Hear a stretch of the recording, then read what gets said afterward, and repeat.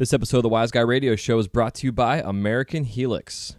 The American Helix is a revolutionary new concept in smoking technology. Based on Bernoulli's principle, the shape of the pipe creates a venturi effect, causing a swirling motion of the smoke through precision microholes that are produced for the intake system. This results in a slower burn that conserves tobacco and gives a smooth, refreshing smoke, making the Helix the smoothest hitting pipe on the market. For further info or to locate their products, you can find them on Facebook at facebook.com/SSHelix or contact them. signaturehelix@gmail.com. That's signaturehelix@gmail.com. This episode of the Wise Guy Radio Show is brought to you by Mountain Glass Arts. For the month of June 2016, Mountain Glass is offering 3 sales. Their first sale is their Boros sale number 1, North Star First Quality Rods at 30% off. Boros sale number 2 is AccuGrind Joints at 30% off, and to receive discounts on either one of these 2 sales, all you have to do is put in the code NORTHGRIND at checkout. That's NORTHGRIND at checkout.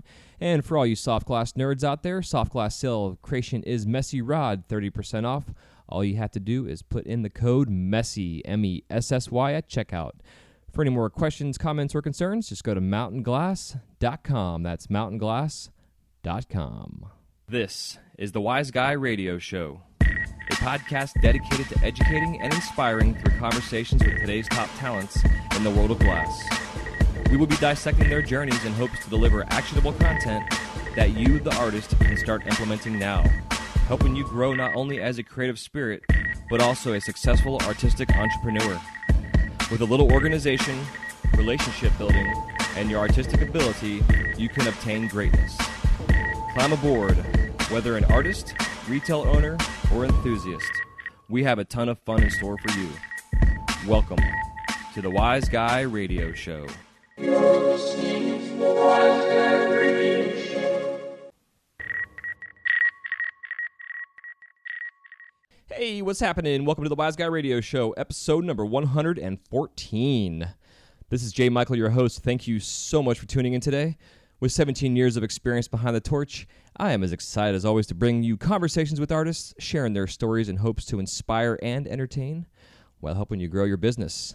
And today is no exception. And today is going to be an awesome episode featuring Lewis Wilson, who, in my opinion, is one of the godfathers of flame working. There's a lot of guys out there. There's a handful of them that have been very instrumental into the educational side of flame working, and Lewis Wilson is definitely one of them.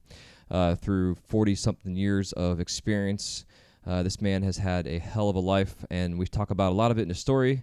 His bio will be in the show notes. You guys check that out, and his background is pretty phenomenal. And through this conversation, I learned a lot about my local history and glass blowing and lamp working in general, which I had no idea about, which is kind of crazy, and I'm glad I found it. And I just definitely am excited to have him on. He's being more involved now with some of you younger guys and gals in the newer generations of flame working and pipe making and everything else. And if you have an opportunity to take a class with him, I would recommend it. In the show notes, you'll see that there are several classes coming up in August, September, October that he's teaching around the country. So if you have not had a class ever and have a little bit of extra cash you'd like to spend, and it was not only spending, but you're investing in yourself, I definitely recommend getting into one of his classes. So I hope you guys enjoy this episode. And coming up here, also, we're going to be, the next episode after this, with 115, we're going to be continuing our series on selling your work. We just had part 2. This will be part 3 coming up, which we'll be getting into more, discussing the idea of basically mass production, mass low-end production, per se, versus low-volume, high-end production, and how to go about pricing that and really filling yourself out. And I hope you guys are enjoying this series. And when it's all said and done, there will be all the information for these series are on the website, which you can go to wiseguymedia.com and just go to the resource page and click on that, and you'll see all the PDFs that we have in the show notes and stuff. And yeah, I just got off the phone with Lewis and just had a mind-blowing, amazing conversation. So I hope you guys enjoy that. And before I ramble on too long, I'm going to get out of here. I got a lot of shit to do this week, get my glass done. We are officially decided to shut down the studio as our focuses and stuff have changed directions, per se. Last year for myself, just kind of give you guys some insights, I started a lot of projects, including scaling my business. This podcast started, And then also I went seasonal at Disney to really focus on these two major areas that I wanted to get going. And then just through trials and tribulations with the studio and trying to figure things out and get my groove going, as well as the podcast and still trying to cover some shifts going on at Disney, I got a bit overwhelmed and just things weren't going with, as they should. And throughout life, if you pay attention to how life works, when things become, we always like to push through barriers and get, have adversity and all that kind of stuff. But when things just don't where they continuously don't work for you, it's usually a sign that you shouldn't be doing that specific thing, or maybe pivot and take another direction. And so we did that with the studio. We went from 1,200 square feet. We downsized to 600 square feet. And then now through this process, we are now going to be closing our doors, and Chad and myself are going to be parting our ways. We're him and I are still great friends. Nothing negative about this whole situation, just a convenience factor, as well as my main focus is going to be going away from my personal glass work at home to really more on the educational side of the show, and some new stuff I'm going to be dropping here in the next 6 months for you guys online, some new online courses I'm creating, and as well as my involvement online with the Torch Talk and the Wise Guy Radio Facebook page. I have a private Facebook group, the Wise Guy Radio Facebook group, that's for advanced glass artists that I haven't been really promoting much, but that's going to be coming up here pretty soon too. We're going to have some more advanced tech videos and conversations, and it's really for those artists out there that have like the 5 years plus under your belt. And even though if you've been on the torch for 3 to 4 years and you feel advanced, we're still kind of trying to keep it to a 5-year and up kind of group. There's a lot of groups out there for 10 years and up and that kind of stuff, but this is going to be more of a technical talk instead of the kind of introductory type of stuff. But I still am going to be involved with the Torch Talk group and sharing knowledge, but really also going to be focusing on to my own project here for you all listening here, which I'm excited about, and going to be teasing it here and there as we go along. And one day here, hopefully I'm looking for October is when we're going to be launching it. But also have a lot of guests coming up here for the show, a lot of interviews in the banks. Lewis Wilson was one that I just literally got off the phone with him. And because I've been wanting to get him on the show since day one, I want to go ahead and push his show up to, which will come out on, I guess, Monday coming up. So you'll be listening to this. Yeah, well, today's Monday on the show. It's actually Thursday for me. So behind the curtain stuff. But anyways, I'm rambling. Mind's blown here again, talking to Lewis. Had a lot of fun. So hope you guys enjoy. Definitely go to wiseguymedia.com, subscribe to our newsletter email, check out all of our fun stuff on there, show notes. We're constantly putting up all the previous and past episodes. The way iTunes works is they're only allowed to host 100 episodes on their platform of iTunes. So now that there's 114 episodes, the first 14 episodes are no longer available. So they are all going to be available on the website. So definitely check those out. And I've also posted some of the interviews as best ofs as well through the process. But that being said, love you guys. Again, thank you so much for tuning in. For everybody that was checking out my Facebook Live video I did the other day, it was a lot of fun. And the response was awesome. And again, I appreciate you all for tuning in. And those that have viewed it since, it was a lot of fun. And the Facebook Live, I think it's a great thing. A lot of social media platforms and everything else out there for live streaming, and the Facebook Live one seems to be one that works the best because we're all on Facebook. So look for more of those videos coming out, and if you guys have any questions, comments, or concerns, please feel free to contact me at info@wiseguyradio.com, and you can also comment in the show notes here on the link. If you just have a smartphone you're listening to, if you touch the logo for the podcast, if you have iTunes, the logo will flip around and all the show notes pop up, and there's links on there for you to leave a comment. Or you can just go to wiseguymedia.com and listen to the show there. And at the bottom of that, there's also a comment link for you as well. So love you guys. Please make sure you go on to iTunes, subscribe to the show if you have not, stay up to date, leave me a comment and a review. And other than that, enjoy the show with Lewis Wilson. And we'll talk to you guys in the next episode of the Wise Guy Radio Show. Take it easy. And as always, I love you guys. Thank you so much for tuning in. Take care. Peace.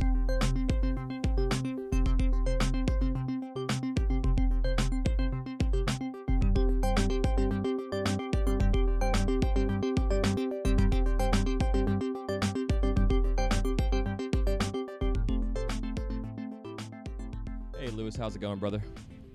It's going fine. Well, thank you so much for coming on the show. It's, like I was saying, pre-show here is honored having you on. I've generationally wise, I've been doing this now 17 years, and some of the first being a self-taught artist, some of the first ever things I learned was through your videos, going and checking them out from the library. And it's kind of funny now seeing the new generation with technology now learning from YouTube, well, quote-unquote learning.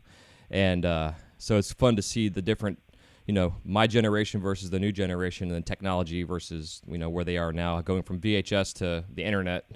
I mean, who knew that, that was going to be the deal? But before I get all sidetracked here, if you want to kind of give us some intro into your basic beginnings and where you got started, and then we'll just go from there.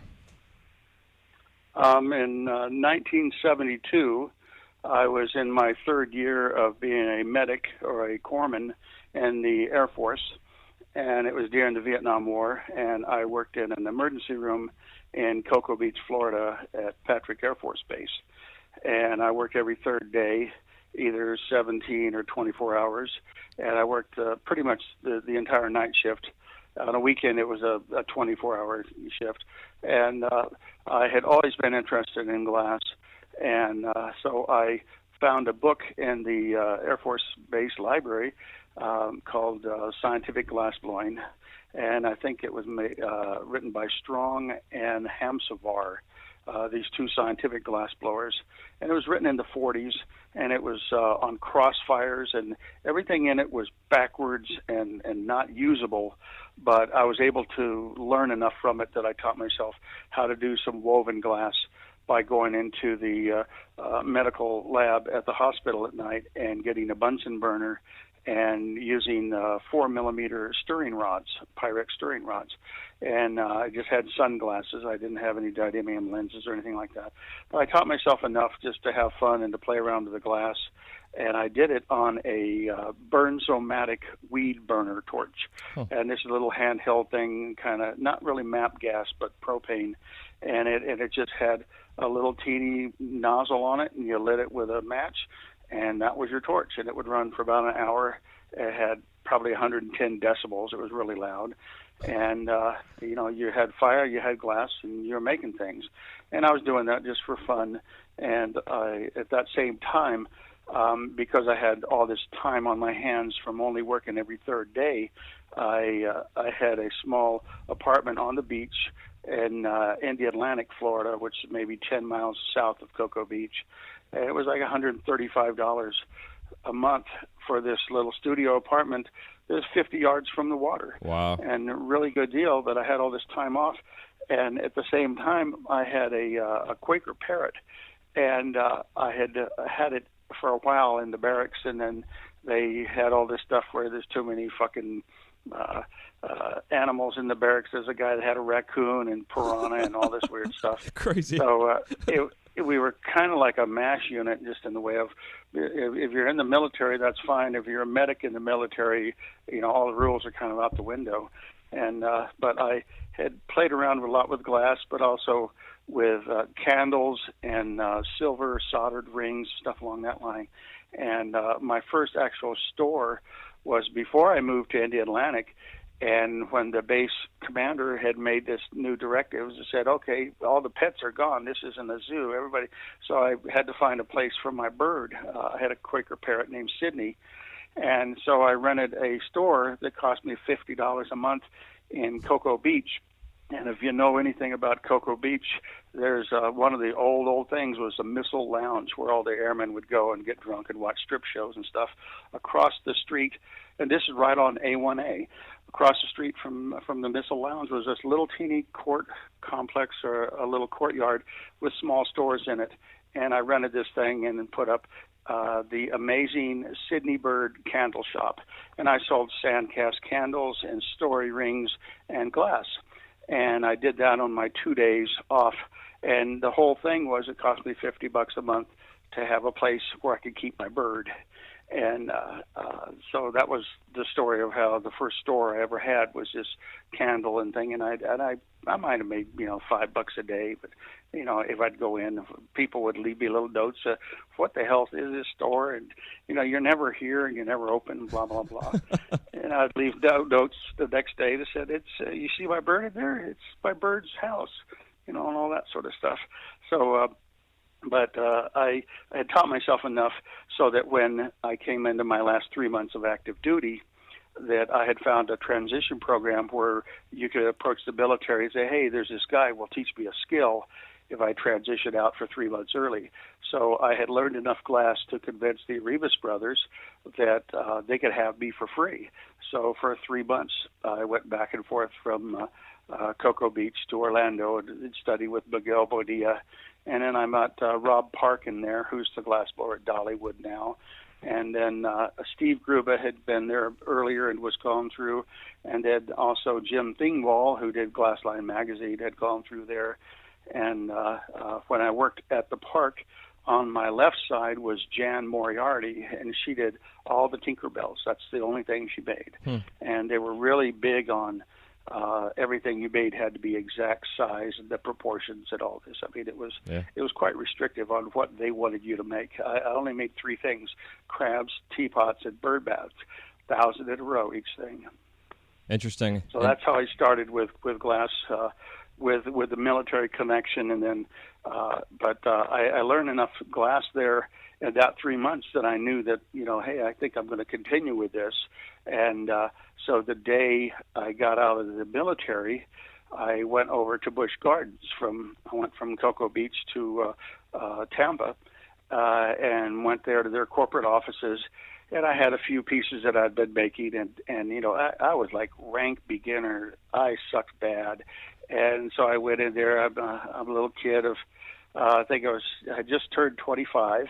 I'd worked glass for, maybe self-taught for about a year and a half, but maybe seriously for 3 months, 4 months. And, I said, well, here's what I do. I'd like to work glass in your park. And they said, well, let's see, you have no insurance. You only know a handful of items. You're pretty bad. You don't have a display, all this sort of stuff.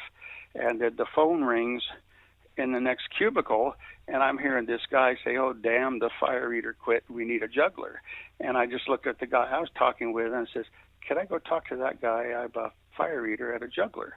And he kind of opened his eyes and what? And so I said, well, thank you for your time. And I left the one cubicle, and I docked to the guy that I'd overheard him answer the phone. And I said, hey, I was talking with the dude next door here, but I eat fire and I juggle, and I also throw knives. I've been raised in a military family, and when I was 11 years old in Goose Bay, Canada, which is, like 1,000 miles north of New York City. It's way north. You get snowed in, and I was, 10, 11 years old, and I taught myself how to do circus tricks, how to eat fire and juggle and throw knives and all these things, just as a young kid to keep myself entertained. Mm-hmm. So I approached Busch Gardens there, that day that I wanted to be a glass blower, and they said, hey, we'll hire you. And so this was 1974, and they hired me at $15 an hour. Wow. In 1974, and I worked with 6 tattooed belly dancers. I mean, really skanky girls, and a musician, a magician, and his girl helper, and an organ grinder with a monkey, and all these weird little group. I had to join the Florida Actors Guild to be working at the park. That's one of the rules, where you had to be almost like SAG membership or right. Screen Actors Guild type stuff. But I had to do all that sort of stuff, and I worked there for 2 years. So I would work with all these entertainment things. It was in Busch Gardens at the Moroccan Village, and they had this little pond that I would walk out on stones that were under the water. So looking at me from a distance, it looked like I was walking on water into this little kiosk in the middle of this pond, and I would do this little half-hour or a 15-minute show twice an hour. So I didn't even work a full hour to get my $15 an hour. I would basically be, playing around with a bunch of tattooed girls and stuff, and it was quite comical. But and I did that for 2 years, and then worked glass at night, and then I started doing shows from there. Man, that's fascinating. Yeah, it's amazing too, just the timing wise. God Almighty, especially when you're saying as a kid you're teaching yourself this stuff because you're bored. And then one day it leads into that. It's pretty amazing. Life's so fucking funny sometimes, where it just takes turns, and you just never know things you learn as a kid where it's going to take you as an adult. It's so fascinating. And I remember myself, like one of my first introductions as a child to glass lampworking was at Busch Gardens myself. And I remember on our way out one day, I was like probably 10 years old, just thinking about this now and go by the ticket counter, and they had a little shop there, and a guy in the window was making a giraffe or something like that. And it was just like, I remember sitting there just like, holy shit, this is incredible. And I've always been fascinated by fire as a little pyro kid, burning my backyard down and everything else. So I never imagined glass would be my craft or my job or as a career-wise, but I just remember being so fascinated by it. And once I started doing it myself, it was like, this is it. And I did the Renaissance Festival myself, so I understand being around the interesting folks on the circuit in a sense. Definitely a lot of characters out there, so, Yes. It's so fascinating. So when you were doing your glass at night, were you doing it at your house? Yeah, I actually was working at Busch Gardens, and then I worked in I lived in St. Petersburg, and it was at this would be, say, 1974 and 5, and then I had gotten married, and then my daughter was born, and I was doing some festivals and stuff. And then after the 2 years, what I started making, I had a line of necklaces and earrings, and this is back when you didn't have colored glass. You had clear, and then you had these stains and stuff. But I had 35 different earring and necklace designs, and I would sell them as a set, where it was an earring and necklace in this long little display thing, and for like $4.50 wholesale. And I would leave and go pretty much run the entire state, maybe every 3 weeks. I would leave St. Pete. I would drive down to Sarasota and Fort Myers, and then cut across to Fort Lauderdale, and then work my way up all the way to Orlando, and then cut across and come back down. And then also Six Flags or SeaWorld and Cypress Gardens and Circus World and all those things through there. I had a loop that I did every 3 weeks and was just doing wholesale. Nice. Yeah, Circus World, man. And here in Cypress Gardens, a lot of folks that aren't from the area don't know that, but it's Circus World was a place I went to as a kid all the damn time. It was the closest thing to Disney, and my parents could afford to take me to. It's interesting. And then that's where I first met Shane Farrow.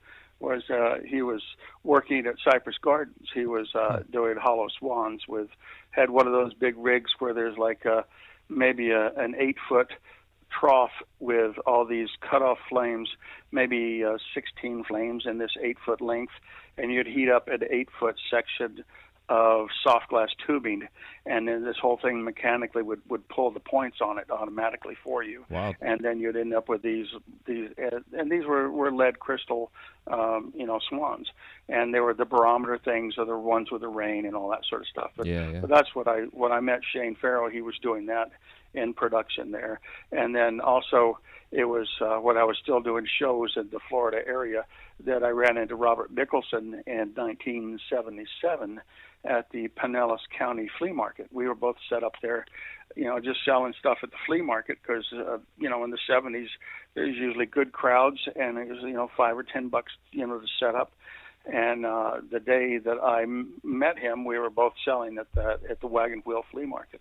And we kind of looked at each other and talked and started talking technique. And almost at the same time, I says, "Oh my God, you're sharing information." We said it out identically, and because there was a guy that nobody would ever know that had been a glassblower at St. Pete out on the pier named Bill Triggs. Oh yeah, I know Bill. And do you know him? Yeah. Or did you know of him? Yeah, I knew him. Yeah. Okay, well, very few people know of him because he's self-destructed. And the story goes, I finished at Disneyland.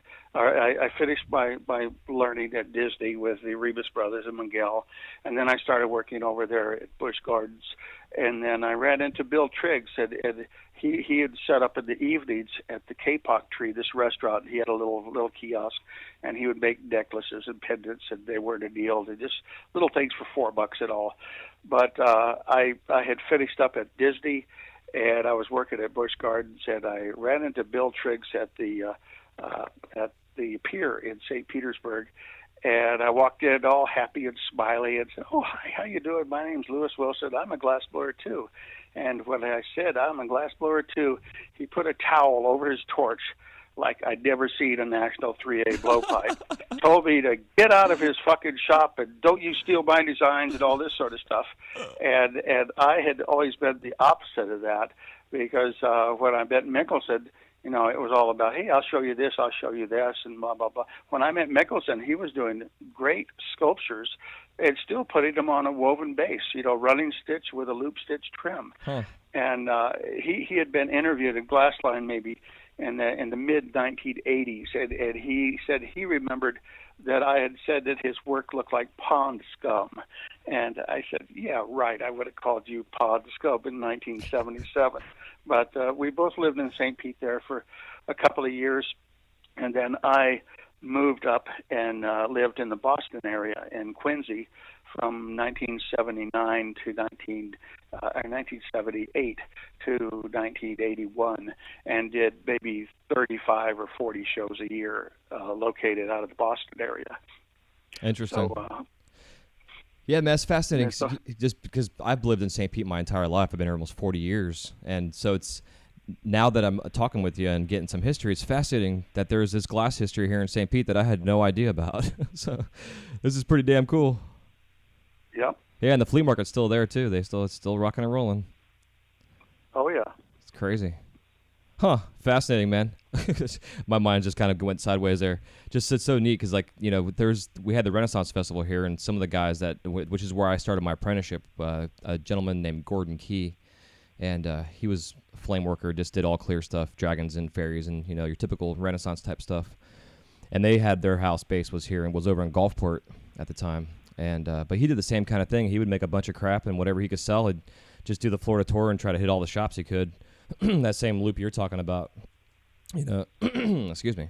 And yeah, man, it's just neat seeing the roots, especially with you and Mickelson both here. And like you're saying, you know, it's interesting too seeing the different types of artists. Some artists are like, it's ancient Chinese secrets, I'm not telling you shit, or like you and myself and Robert, who are all about educating and sharing, because we can't grow if we can't share our knowledge. You know, it's no matter how self-taught you are, if you see somebody doing something different, you're going to learn something and be able to carry that on. Oh, yeah. It's amazing. So, I'm trying to see. So, at what point in time did you start doing the Crystal Myth videos? 1993, I did the first in the bead making. And I had been asking Charlie Miner, who's a furnace worker in Tesuque, New Mexico. I've been bothering him for probably 3 or 4 years, from the late 1980s into the early 90s. He said, you know, I'd really like to go out and learn some furnace work from you, this and that. And, you know, I was making, and by 1993, 92, when I'm having these conversations with Charlie, I had already made a piece in 1987 that was given to the King of Spain, in 1989 to George Bush Sr., and a guitar for Bo Diddley, and then in 92 I made a piece for Bill Clinton from our state as the gift of state, or his inaugural gift.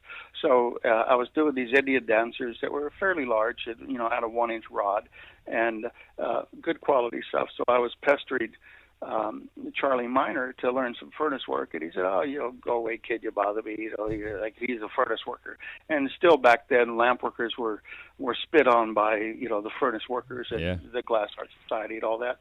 And so, out of the blue, I get this call maybe a week before Christmas from Charlie Miner, and he says, "Hey, got a question here. Do you make beads? I've got 2 friends of mine from high school that really want to learn how to make beads, and I don't know where to send them or anything like this." And so this call came in December of 1992, a week or so before Christmas, and I said, "Sure, I know how to make beads. You know, how can I help you?" He said, "Well, if you can teach my 2 friends here how to make beads, I'll spend a day with you, and I could let you come into the furnace, and I'll show you how to make paperweights and blow some stuff up here." So I said, "Oh, wow, that's really cool." So I hung up the phone, and then I started researching a little bit, because I knew somebody in town that had some soft glass, and I knew that, and I was still at that point still working on a national 3A blowpipe, and so I on my national, I taught myself how to work soft glass beads that night. And then the next morning, these two guys showed up, and I gave them a day of teaching them. And it was mostly that it was a different type of glass and different rules.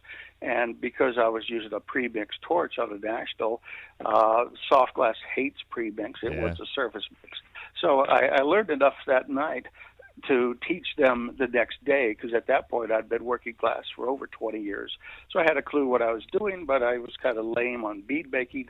But in their eyes, they didn't have a clue that I learned the night before, so I just kind of faked my way through it, and they were happy as hell. And then I went up and hung out with Charlie and this and that. And in the meantime, I had gotten a binder bench burner and realized that, oh my God, it makes the soft glass beads work really well. I'd learned a little bit more and researched them, and I'd found a bunch of back issues of Lapidary Journal and Ornament Magazine. There were the magazines that really had a lot to do with lampworking back then. You had to find a stone magazine for doing gems and minerals, Lapidary Journal, and it had some tutorials. And actually, probably by 1994, 95, I was writing tutorials for Lapidary Journal. So I'd learned enough stuff here to play around that I probably showed another 15 or 20 people in Albuquerque from the middle of December until the first 2 weeks of January. So I start to do my taxes in 1993, getting them ready because I had corporate stuff, so they were due before April 15th. And I realized that I didn't have money to pay some stuff for blah, blah, blah. And so I said, well, hell, I think I'll see about if I can do a video as a way of making some money to pay my taxes. So I went to my bank and told them, I've been with you guys for 15 years and this and that, blah, blah, blah. And I want to do a little video for like $3,000, that would have covered this money that I needed to pay. And they kind of looked at me and this and that. They liked my proposal, and they said, well, if you use this video production company and this video duplicating service and this advertising company, will give you $18,000. We don't want to give you $3,000 because you won't succeed. You'll need to make sure you do it well. So the bank gave me this loan for $18,000, and I did my first bead making video 3 weeks later. And then before I even had the sleeves for the inserts on the video, I went out and did quartzite, which is almost to Arizona on the California-Arizona borderline on Interstate 10. And it's where a lot of gems and minerals and glass shows up. So I did that in 1993 in January. And I sold a bunch of these videos, and the people that bought them, I had to mail them the insert sleeve because they hadn't been printed yet. So that was my first thing on doing with the video. And then I was promoting that video in Ornament Magazine and Lapidary Journal, and then also in Glassline. And it was just an incredible success immediately. $43, and I had an 800 number, and the phone would ring, and every time the phone would ring, it was $43. Boom, boom, boom, boom. And sometimes I'd sell 15 or 20 videos a day. And this was way back in the beginning in 93. Nice. And then I immediately turned around, and the next year I did advanced beads, and I had Kevin O'Grady in it, and Keith Kreider, and Jerry Coleman, and then it was advanced beads, buttons, marbles, stuff like that. And then I also did the Marini making and beads in the shapes of animals. And then it went on to optical paperweights with shot ophthalmic encapsulating crystal, and then paperweights with the Jedkid electric furnace, and then borosilicate ones. And then in 95, I did the 5-tape series on sculpting that was my most popular. You could teach bead making to anybody, but most people, they were really waiting for that 10 hours lampworking take on doing sculptures. So from 93 up until maybe 2005, I did over 20 titles. And then I also did maybe 15 other videos for a variety of other people. I did the instructional video on how to use the glass technology torches because they were so complex in the beginning. Nobody knew how to use that third knob. Yeah. And so I did the video. Willie Horn came out here and Tim Dreyer and a few other people, and we did a video that I produced at my studio here. Fascinating. And then all that bead thing came around. I started teaching. I've had over 1,200 students that I've taught, and this is with me at the same table. This is the video students. This is real people. Right. And I did it when I started teaching in 1993, right after that first video came out. People started asking me, do I teach, and this and that. And so I started teaching a lot in California and Arizona, New Mexico, and Colorado. And I was doing these little mini sessions with a 4-hour class with 9 students twice a day. So I was teaching 18 people a day for 3 days in this town I'd roll into. And some people from the first day would roll over into the second or the third day. But I was teaching like 50 people a weekend and doing that 2 weekends a month. So real quickly, I ended up teaching, over 100 people a month. And so the first year, I probably had 600-700 people that I had taught, and then the second, third, and fourth year. And then I've ended up teaching with a lot of doing demonstrations at the Glass Art Societies. I demoed in Amsterdam. I demoed in Boston. There's just a variety of places that I've done with Glass Art Society. And then I ran into Morroco Toyoshima, and he started being a conduit for bringing people to my best bead shows. In '96, I established a series of glass bead shows called the Best Bead Shows. And the people that were exhibiting in the shows was Kevin O'Grady, Lord Stump, Mylan Townsend. I mean, there was, and towards the end, when I sold the shows, I had 118 lampworkers in the show. And it was in Tucson. It was like a monster glass mecca. And I was teaching just all over the place. Glass was booming in the 90s. And then the Japanese just started to come over, and I was the first one to bring them over in mass with, and it wasn't Akihiro and crew first. It was Hide Yukazawa was the first guy, or Hide Yakazawa, I believe. And he came over with a guy named Mr. Kim, who was Korean, and they did our show, and I met them through Morroco Toyoshima. And then Morroco started getting word out and would come over with a group of 5 or 6 of the Japanese, and finally Akihiro came over with Taksan and a bunch of the other crazy guys. And then Morroco said, hey, we're doing this glass festival in Japan in 2005. And it's the first glass festival there, and would you like to come over and teach and stuff like this? And I said, sure. And in 1964, I had started studying Shotokan karate, and then my instructor only spoke Japanese. So from 1964 to 1969, I was taking 20 hours of instruction in Japanese karate. So I had a good knowledge of command Japanese, like right hand, fast, stomach. Chudan, migi desu, hayaku. My right hand, your stomach, fast. It's a conversation, but it's kind of, broken up. Right. So I learned enough words and stuff like that. So when I went to teach in Japan in 2005, I actually went over there. It might have been 2003 or something like that. But my first demonstration was 90 minutes, and it was entirely in Japanese. I prepared 33 sentences with perfect syntax in Japanese where they totally understood that I knew what I was saying, and it was a prepared speech. And then at the end, this Japanese guy in the audience, there's like 500 lampworkers there, stands up and asks me a question.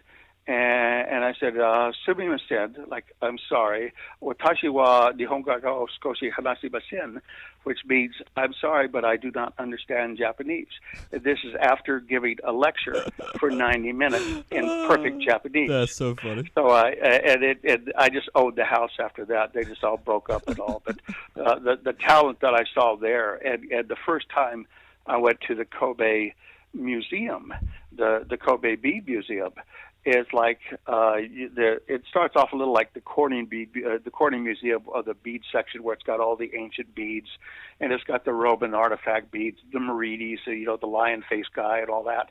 But they had these beautiful old museum stuff for about 20 feet, this big long case on your right, and then you look into this wall in front of you, and it's like 500, 600 individual beads made by people that basically nobody knew who the hell they were, unless you were Japanese and they were your friends and all. But when I saw that, I realized that of these 500 or 600 beads here by just generic Japanese lampworkers on these volcano torches that have no focal point, I says every one of those beads is equal to or better at that point than anything of 99% of all the American bead makers. It's like they don't understand that they are so much better than the world. And if all the Americans saw this, they'd just hang up all their torches and go home.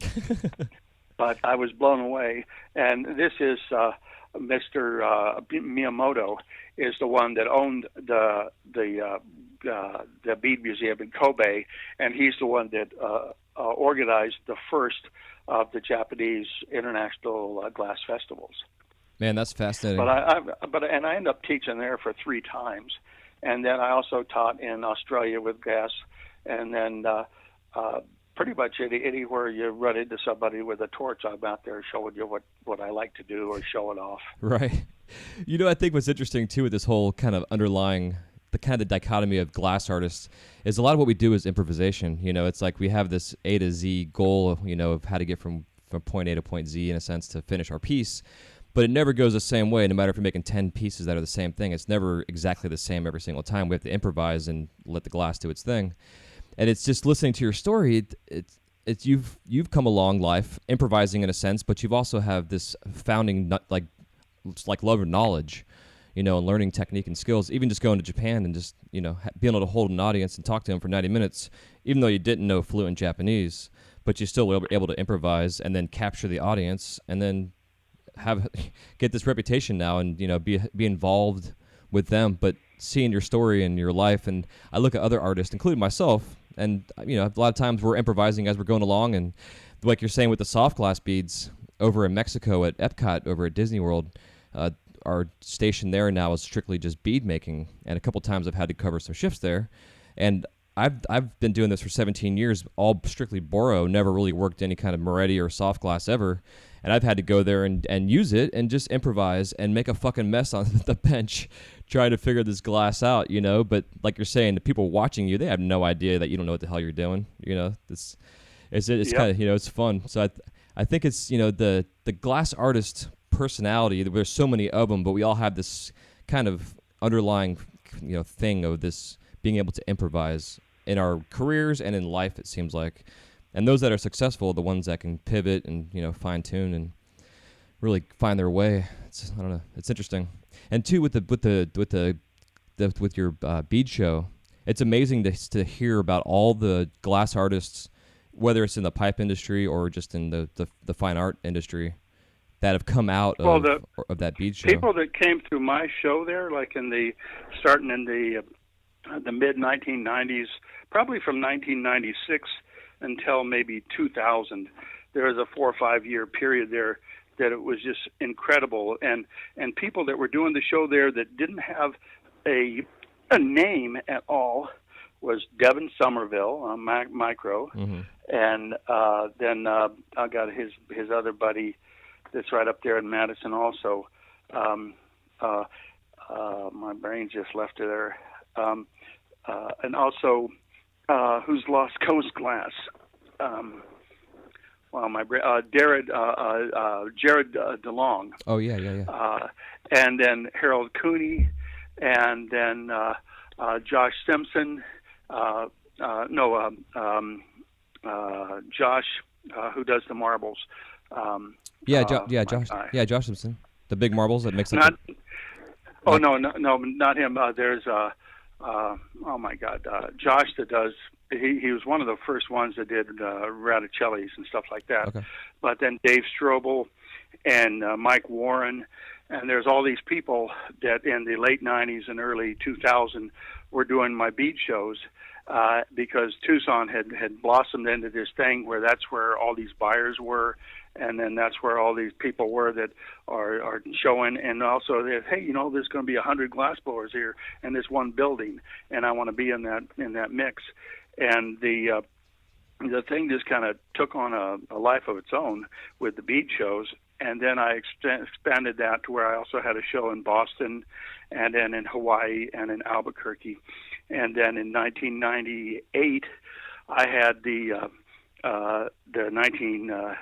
Albuquerque bead show, and then by 2000, it had gotten really big. And in 2002, I had the first of the major flame-offs in Albuquerque. It was the 2002 Albuquerque Flame-Off, and there were 6 torches running for 3 days for 12 hours, and there was 300 glass blowers that came in to watch this. And the people that were in this first flame-off was Mylan Townsend, Doug Rimschneider, Barry Laffler, Harold Cooney, myself, Donnie Hantz, Deline Peralta won the flame-off, beat the hell out of everybody with this Jerry Garcia hollow dichroic hand with a fairy dancing in it. And that was the very first of the flame-offs. There had been a smaller one that Tom Philobaum had that was in kind of piggybacking the Glass Art Society conference that was in maybe 97 or 98 in Tucson. And so they had this little thing that kind of came out, and it wasn't really a full-blown, flame-off or anything like that. But out of this flame-off in 2002, I produced 32 hours of footage that we edited down into a documentary of the event, and then a 2-hour DVD or video of the beads being made, and of the marbles being made, and of the sculptures and goblets.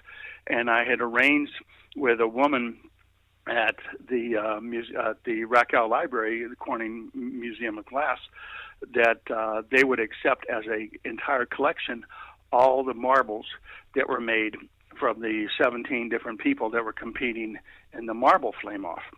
So they knew when they came in that everybody that competed, their marble was going to be donated en masse to Corning, and that they received a letter thank you for your submission to the Corning Museum of Glass.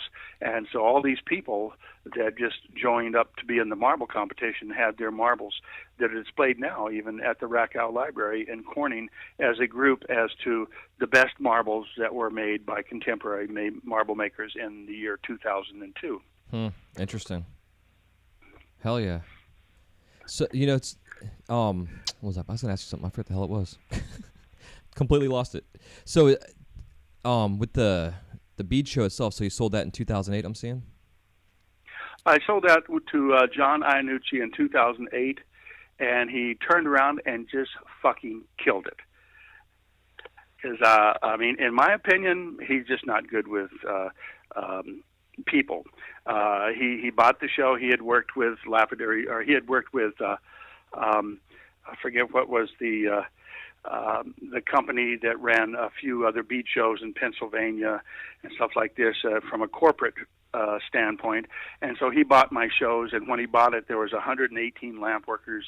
There were 17 tool people. It was a jewel.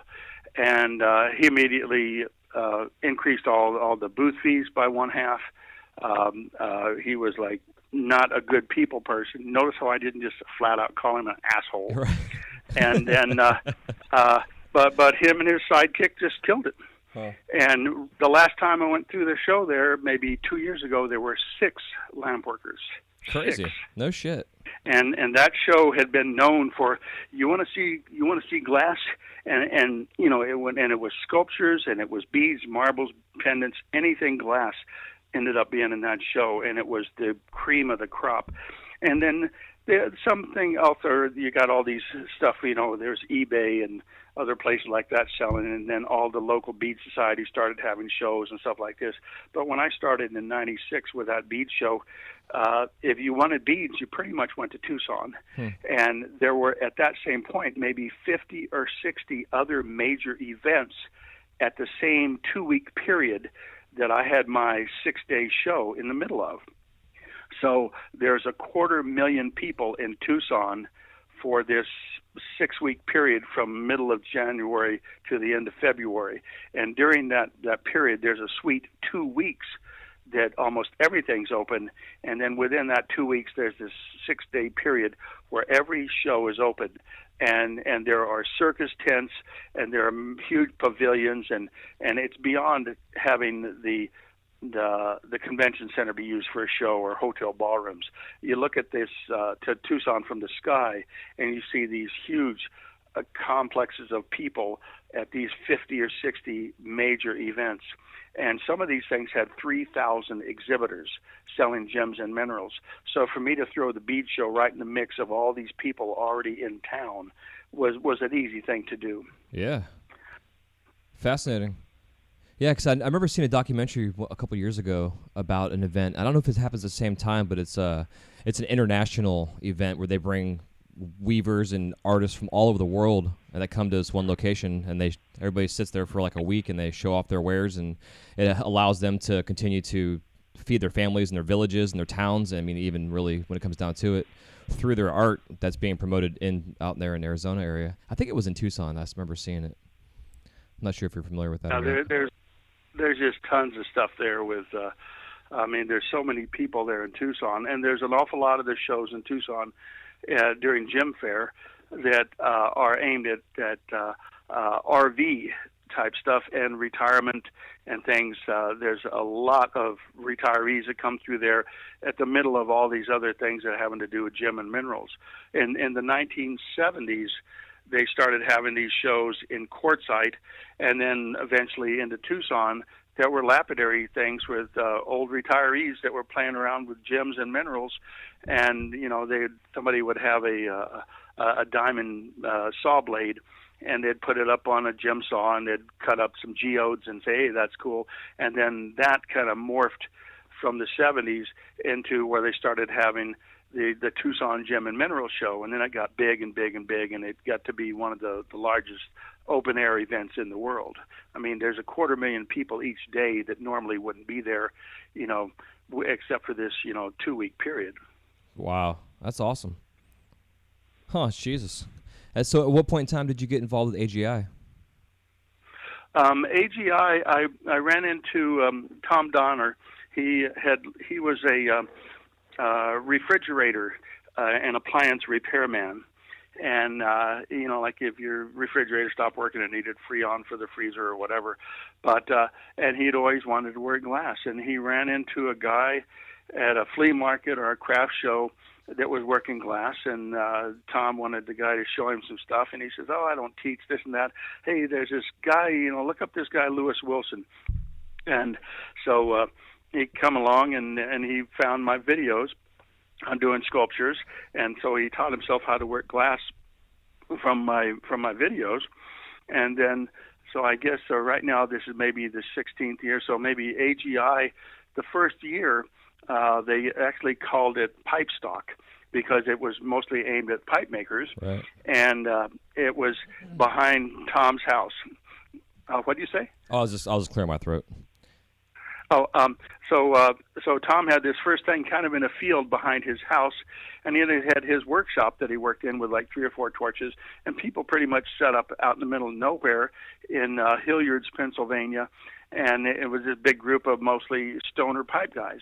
And then they realized that if he changed the name to Art Glass Invitational, it would probably get more recognition and have a better vibe, and wouldn't get as much of the admiration from the local police, right, who had heard about this thing that was all pipe driven. And so, and this is the point too in 2000 when the melting pot or the glass discussion group was starting to evolve, and it was driving all this thing, hey, where the pipe maker's going to learn stuff, this and that. So it came about into maybe the second or third year of AGI, where they built this building, or maybe even fourth or fifth year. And then Tom had always really loved that I was a teacher and that I had broken the glass ceiling and had wanted to teach instead of keep all these secrets and everything, because there are no secrets. It's just, there's assholes like Bill Triggs that don't say, get out of here, like I've never seen a torch. Right. So I was the anti-Bill Triggs. And the only reason people might not maybe know that name is because I use it as an example of what not to be. And so Tom just thought that I was the best thing in the world, and he dedicated the main building at AGI to myself. And so I flew out there and I retired my top hat. And I've been wearing top hats since maybe 1998, when I was had moved. My show, the first 2 years, was in Tucson at a music center, and then I moved it into a Howard Johnson hotel, where we took up all the hotel rooms and then tents in the inner courtyard, and the show just took off incredibly well.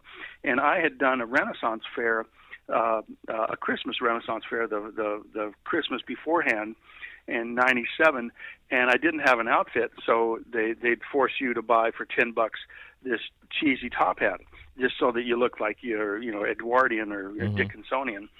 So for some reason, I had the top hat with me, and the show, people were selling out left and right, and it was just booming. And so I just put this top hat on because I was feeling goofy, and everybody said, "Wow, you look really good in it," and this and that. And so I had the top hat there, and then maybe a year later, I was in Portland at an antique store, and I saw a gray top hat that was Moss Brothers, which is a rental company out of London. And so I bought that one, and I have 6 different top hats now. And so I started being known as the top hat became the logo for the show. Yeah. And so I've been wearing top hats now for probably over 20 years. And for me, they work. I think it's a great look on you, man. With everything, yeah, I agree. Yeah. It's fascinating, and it goes along with your Carney background too, with the circus stuff. It's a whole fun little kind of merging of all your talents that you have into your personality. I think it fits perfectly. Oh yeah. Hell yeah. So it's kind of moving forward on it. Have you had any health issues at all? You find from being exposed to the glass for so long? Actually, I've had. Actually pretty good. A lot of people wonder, how are your eyes? Because I just used didymium filters for doing boro. For my first 20 years of boro was clear boro, no color, so I didn't have the spikes, with your eyes, with using, especially like, gold and silver fuming, or working with color, and you have all that stuff that damages your eyes. Yeah. So I've been fortunate there. When I moved back to Albuquerque in 1981 and started doing way larger pieces. And it's when I started doing the really larger pieces, I really jumped in and just started doing these things with 1-inch rod and making really limited edition pieces. And it started with getting ready to do these Indian dancers, and I started doing them bigger and bigger. And I wasn't working out. I had fought tournament karate from 1964 all the way to 1982, that I was in tournaments, and I'd had over 60 fractures. All my fingers and toes, my right knee twice, my right ankle, 4 ribs, and knocked out 3 times in the ring. It's like I got my black belt in '69 and then fought competitively until '82. And so I had paid my dues with fractures and with karate. So when I come into the thing with being healthy, I'm fine and dandy, except I started doing these really massive pieces. And what it did, because I'm holding it in my left hand and sculpting with my right, if you looked at me without a T-shirt on from my back, my left side of my back was overdeveloped, and my right wasn't as much.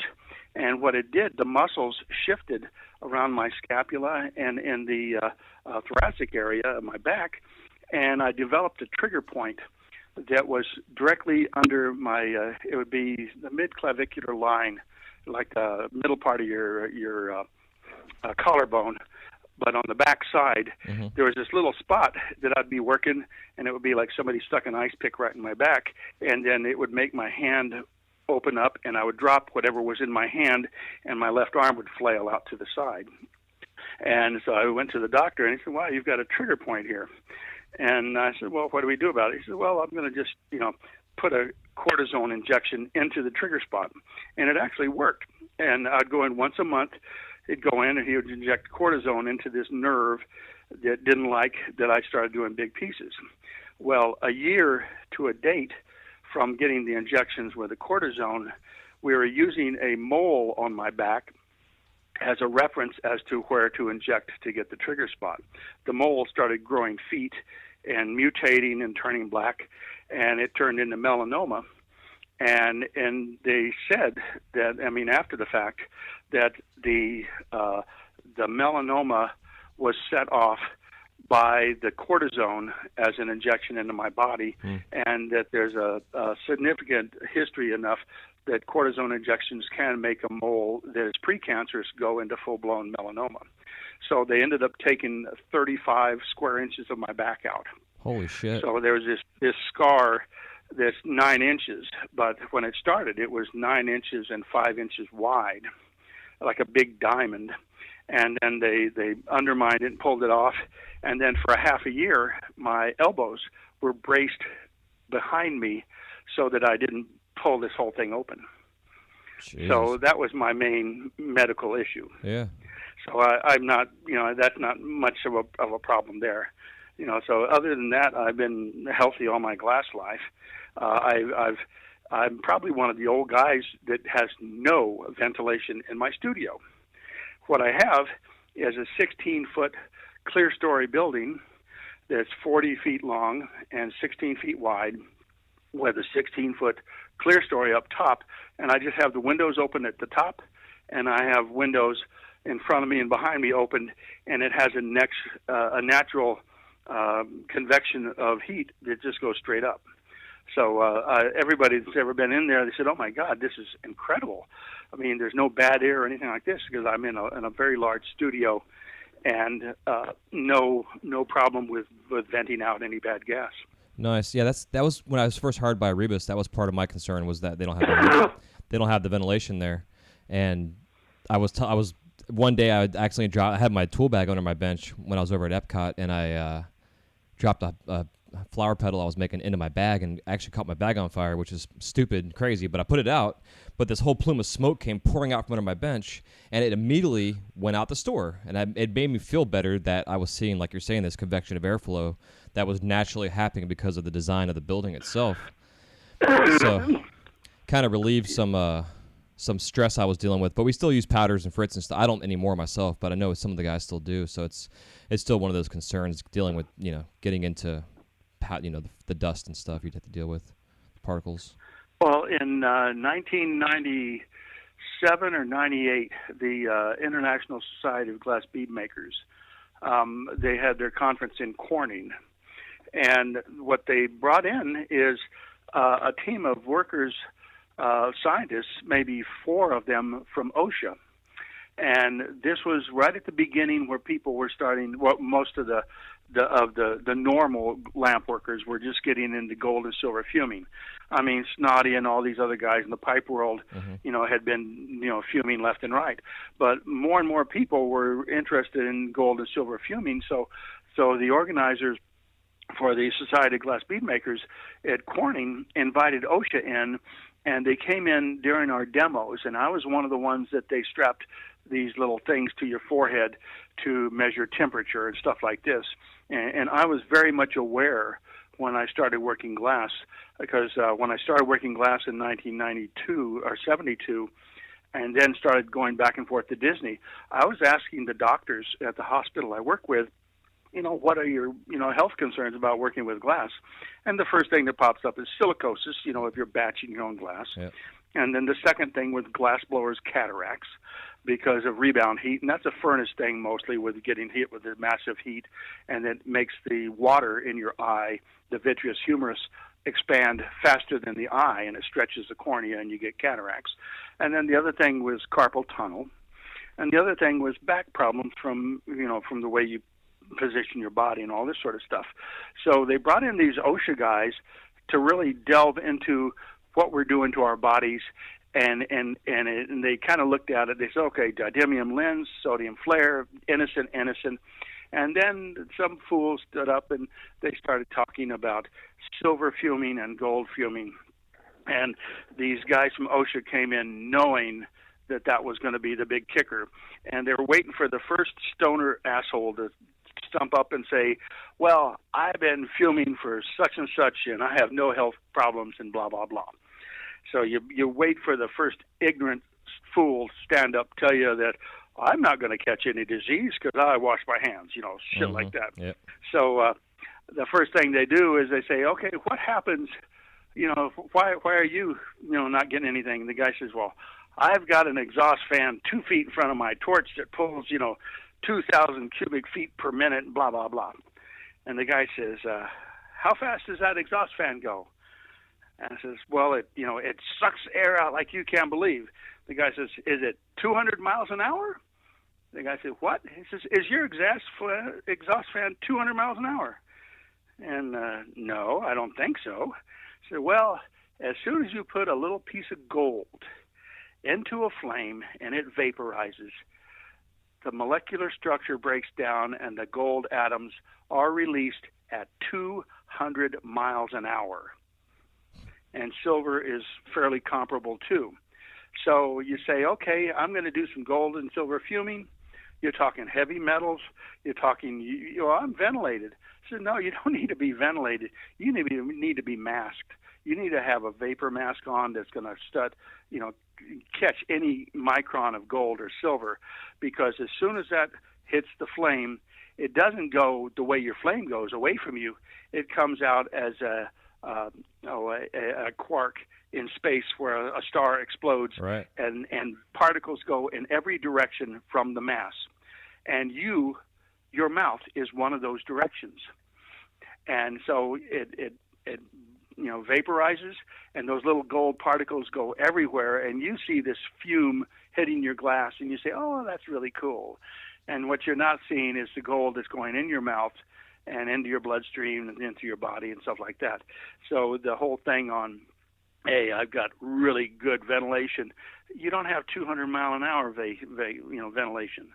So basically, you need to man up and understand what you're working with. And then they did little readings on our foreheads to see how hot we were getting. My rebound heat on a lot of the stuff I do is 120, 130 degrees, just where I work in close, and I'm using some 1-inch rod, stuff like that. But everybody was really blown away by, sweet little innocent gold and silver, what's it doing, and that it moves at an incredibly fast rate. So that's something that we learned from that. And the Bead Society thing there, in 1993, they had a gallery show at the Bead Museum in Prescott, Arizona, and everybody was sending beads in to be included in this group show. And then all of a sudden, people said, hey, why don't we go to this thing? And that's how in August of 1993, there were 80 glassblowers that showed up in Prescott, Arizona, for this bead show that was affiliated with the Bead Museum.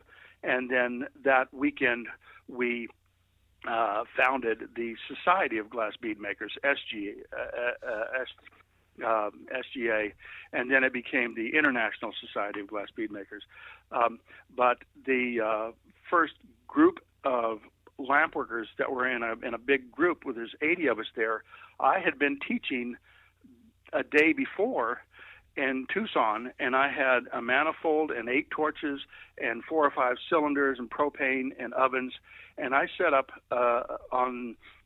during the bead show on Saturday at 2 o'clock. This guy came through and said, I really want to learn how to make beads, and me and my wife, and we're here in town at the college, Prescott Community College, and running the ceramic lab. And so I told the guy, I said, if you can let me and some friends come over tonight to your ceramic lab, we'll set up some torches. I'll teach you how to make beads. So we had 80 people gang into this college ceramic lab, and that was the first group flame. It wasn't a flame-off, but it was the first open torch session that anybody had ever been in. Wow. And there were 80 people there with 6 torches. Kevin O'Grady was there, Brian Kirkfleet, Mikey France, Patty France, Emiko Sawamoto, Emily Clark, myself. There's a lot of people that grew on to be incredibly well known. But it was like the first thing that all started with the bead movement. But I was one of the founding members of that. And then maybe in 2008, I was given a Hall of Flame, which is like their Lifetime Achievement Award. At the conference in Oakland, I got the Hall of Flame Award just for everything that I've done with glass and with beads and with the promotion and with the teaching and all. Yeah. Man, that's fantastic. And I'm glad you brought up the OSHA stuff with the silver and gold, because that's always been a concern I've had. And I mean, I've fumed silver 100,000 times, you know, and I've even seeing guys that work Claire Barrow doing figurines and stuff that still use it. And it's always been a concern. The gold, not so much as the silver, but I started hearing stories of guys that were having neurological disorders from the gold exposure, like you're saying, getting into their bloodstream and stuff. And I've shied away from it, besides the fact that it's so fucking expensive, but I've really stayed away from it. So I'm glad you're bringing this up, because part of my concern, which is what got me starting the show, was this whole new generation of glassblowers and lampworkers out there that are learning from videos and learning bad habits, not necessarily from all the videos, but there's not always the truth out there in terms of the techniques and how to do this stuff. And I'm glad you brought that up, because part of one of the things I'm gonna try to promote is to, like you're saying, with the measuring the heat that you're getting exposed to. And I heard a show years ago, a podcast. This chef was talking about how he knew how hot the kitchen was because of his thermometer he had in his pocket, and it was on his chest pocket on his shirt. And it was 120, 130 degrees in these kitchens and stuff. And I know our studios are the same way, and it's like we're basically sitting inside of an oven cooking ourselves.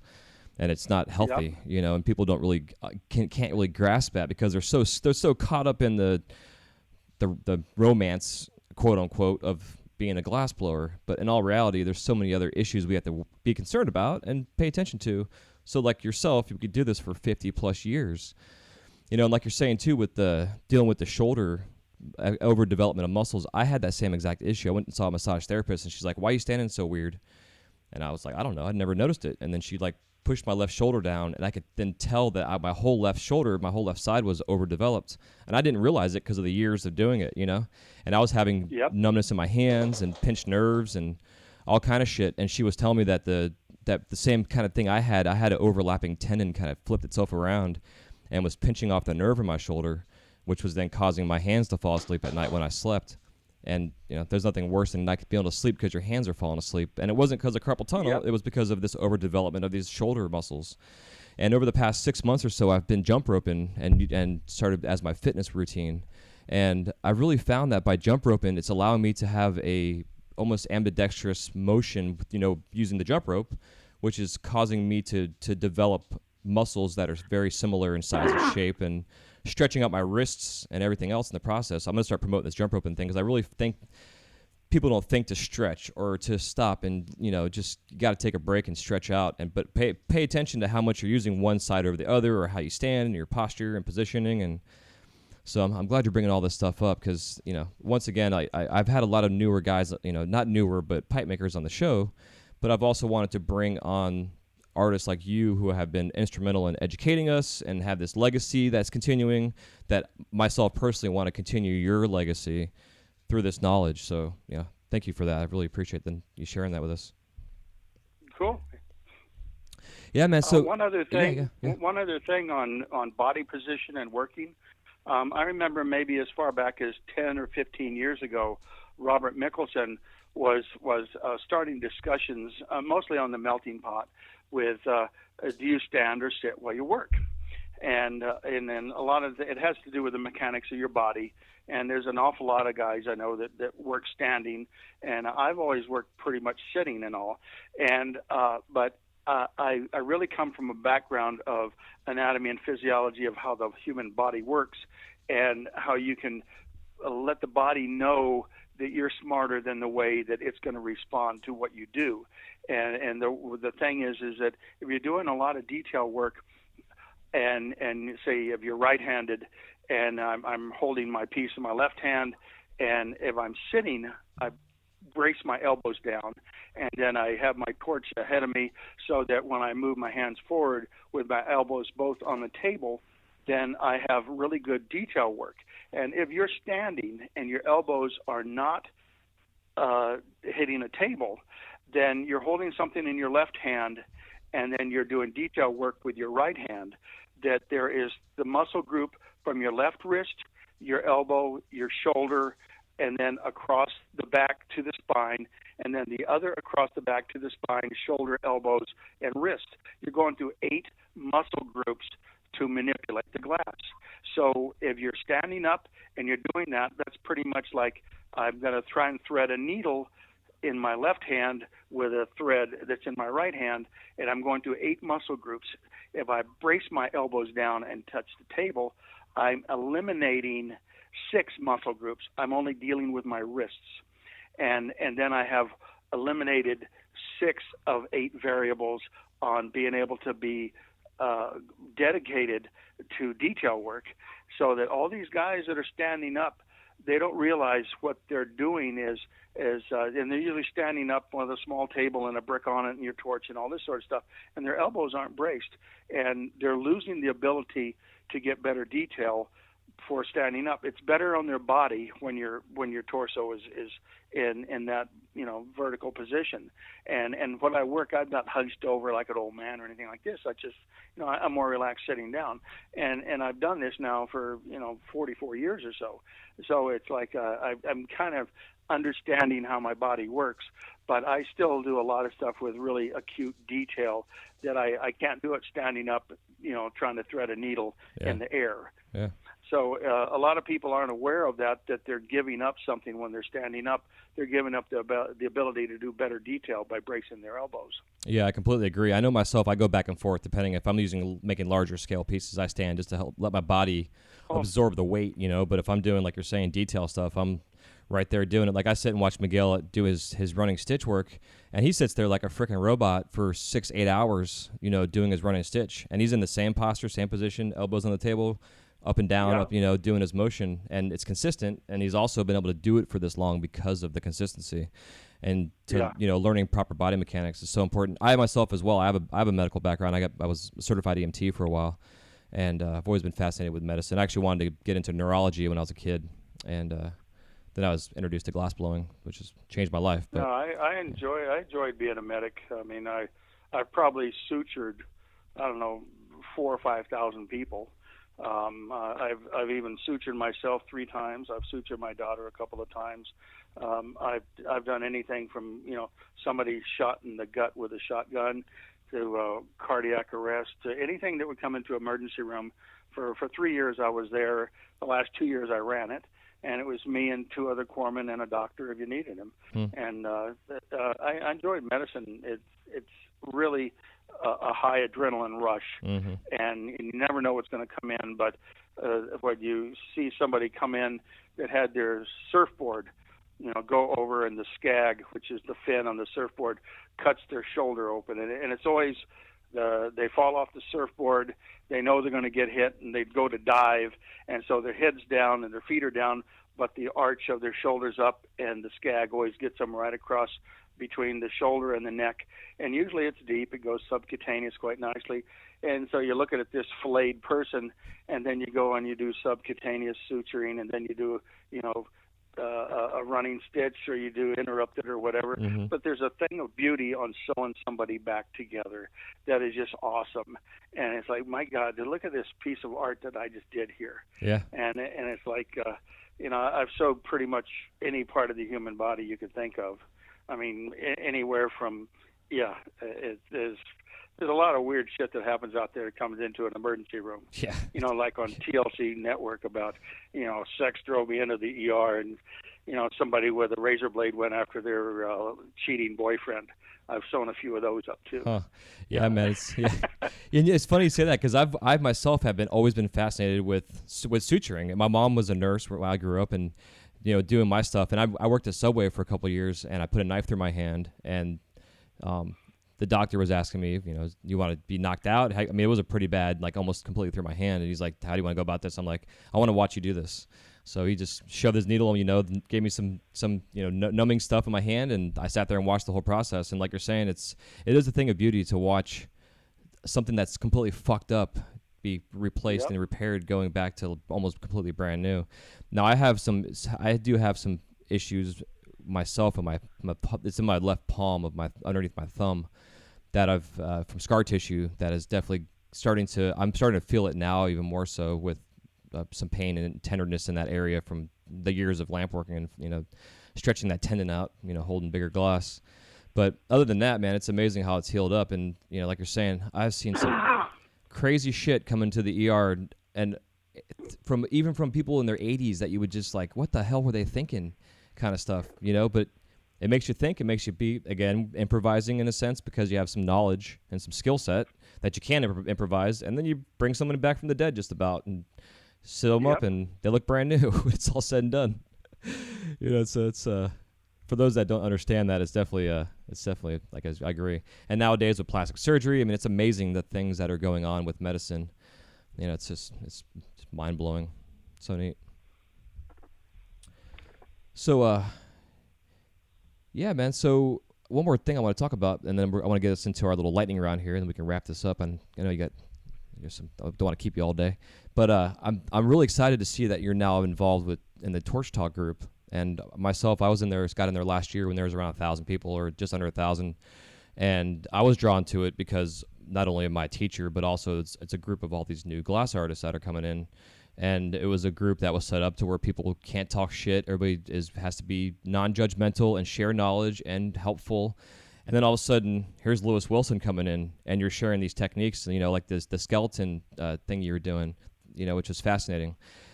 So what was it that drew you into that group? Was it just the same thing, like the education side? It's just marketing. Yeah. I've been a teacher all my life, and so the glass thing is just an extension of that. I think that if I have the ability to teach somebody something, that I think it should be given out there. And the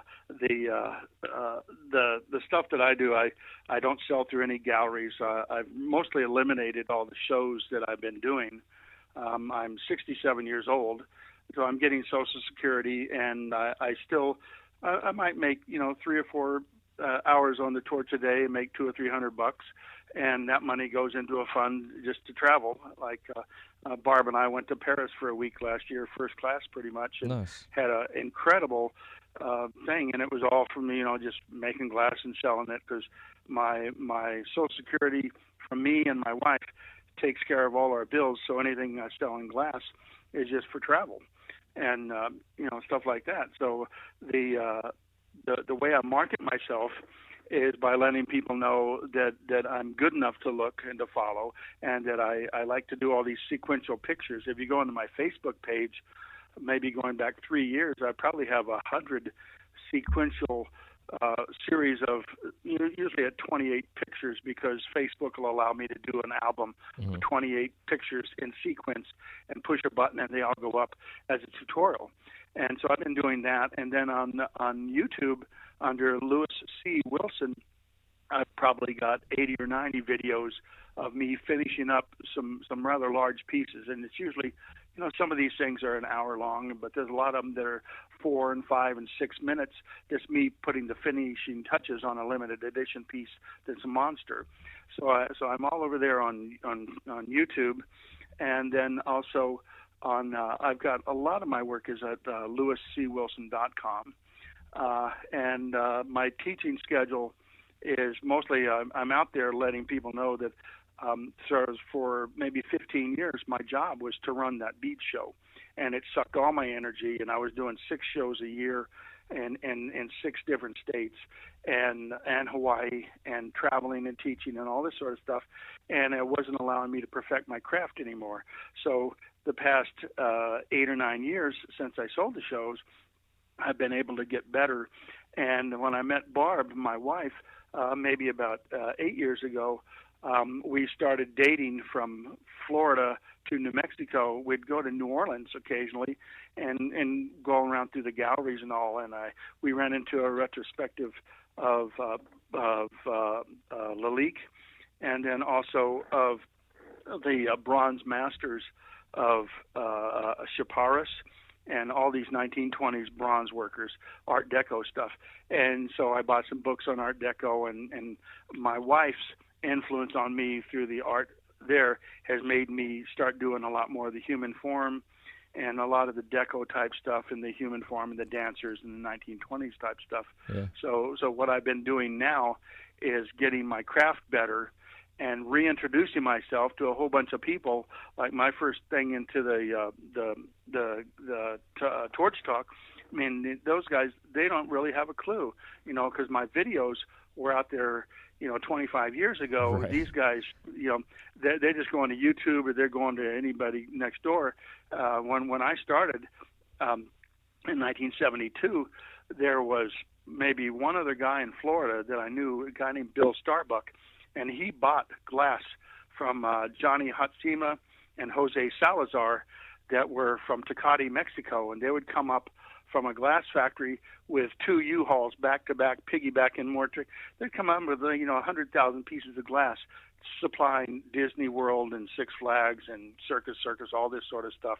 But they would also give it to these guys that did the malls, like Bill Starbuck. And the biggest joke in the industry from the 70s and 80s and stuff was you'd see a glass blower in a mall, and he's just got a little propane flame there because, he's going to get back to work in a little bit. Mm-hmm. And you really look at it, there's no oxygen cylinder, there's this and that. It's a fake. The guy's running a propane flame to make you think he's going to be working soon. And then it's an in again, out again, fin again. It's a one-day wonder. You need to go on, you make a yard, $100. This is all carny talk. When I learned glass, it was right in the middle of the carny stuff. Yeah. When I was hanging out with all the circus people down there, I forget the name of the town that is between Tampa and Sarasota, and it's where all the circus people retired to, where you got Alligator Man and all these weird people with weird stuff that was in the sideshows. Yep. Where I worked was pretty much one of the last sideshows in America. Huh. And all they didn't have was a geek next door. And when I started working glass, a geek was not a nerd that's a computer. A geek was a guy that was tarred and feathered, and he would kill chickens by biting their necks off as a circus performer. Holy shit. And that's what a geek is. If you look up GEEK, and that's where they had the glass blowers too. They had the glass blowers in the range in the circuses and county fairs and the sideshows with people that are biting chickens' heads off and stuff like that. That's kind of where we evolved. Crazy. Yeah. Because I know at I think it's Bradenton, maybe. I know that they have the Ringling Brothers Museum down there. Bradenton is that same area. Yeah. But there's a retirement village of like trailers and stuff, and it's got all these weird. I think Lobster Boy still lives there right now. I know where. Yeah, it's like it's outside of Lakeland area. I drive through it all the time. Actually, there's still signs up actually as a destination for people to go there, even to today. Yeah, it was like the retirement community trailer park for all the retired carnies. Man, that'd be a crazy-ass place to go visit. Holy shit. You got the bearded lady and everything else going on there. It's so funny. So, all right, man. Well, let's go ahead and transition ourselves into our lightning round. I like to call it the crash in the kiln rounds, the quick round. But before we get into that, let's go ahead and thank our sponsors, and we'll come back and we'll get this lightning round started. This episode of the Wise Guy Radio Show is brought to you by the Flow Magazine. Since its inception, the focus of the Flow has been to provide a bond among members of the lampworking community. In every issue, you can enjoy great content with the hottest artists and cutting-edge techniques using the latest industry products. These features, along with the continuation of our Women in Glass edition, Glasscraft Emerging Artist Awards, inspiring gallery showcases, dynamic general interest articles, as well as health and safety information, make the Flow the leading international lampworking journal. For more information or to subscribe to the Flow, go to theflowmagazine.com. That's theflowmagazine.com.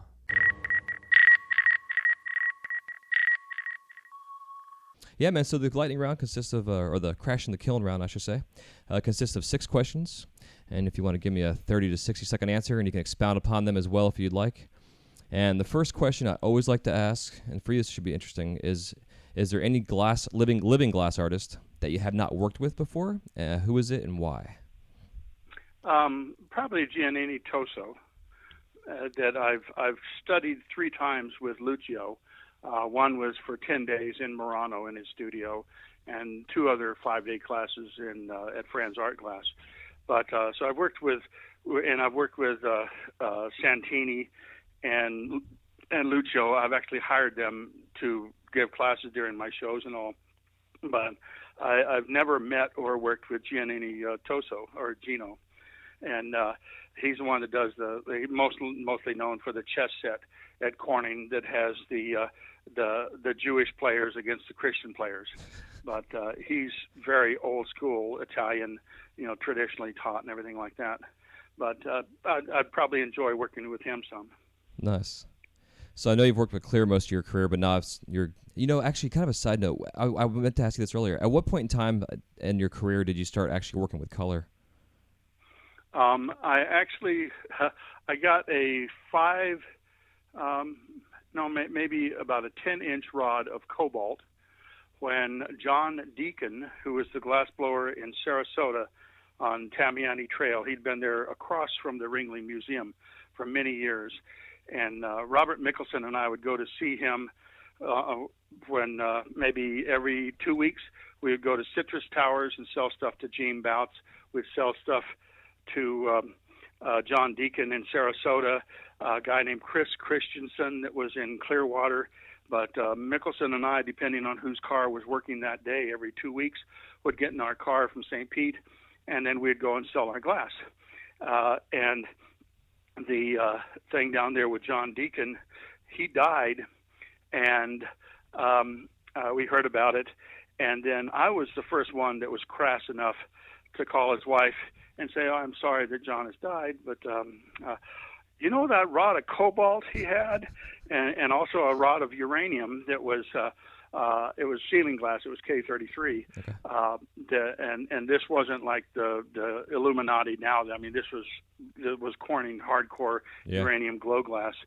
And but I went in and bought some of his equipment and glass rods from him. And this was probably, I'd have to say it might have been like 1978 or 79 that I got this 10-inch rod of cobalt.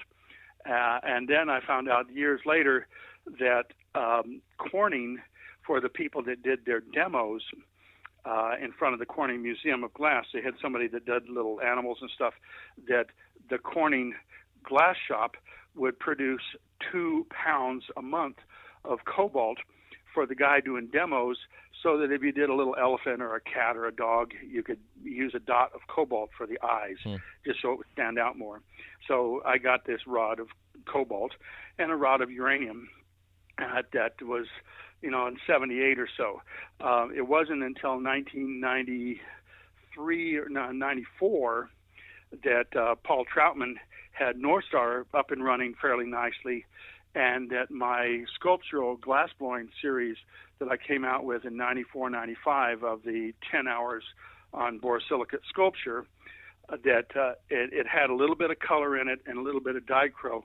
It was dedicated to Jerry Sandberg with Coatings by Sandberg, CBS Glass, the dichro.